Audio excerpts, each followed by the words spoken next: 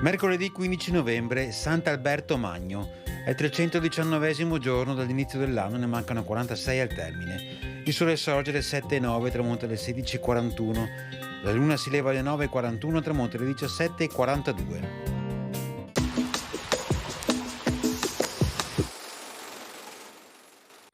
Viene approvata dal Senato la legge che obbliga gli ambasciatori, i rettori sia di terra che di mare, i provveditori e i sindaci a depositare di loro mano per iscritto entro 15 giorni le loro relazioni, consigli e quanto altro ritenessero utile affinché venissero registrati in uno speciale libro tenuto al sicuro nella cancelleria ducale.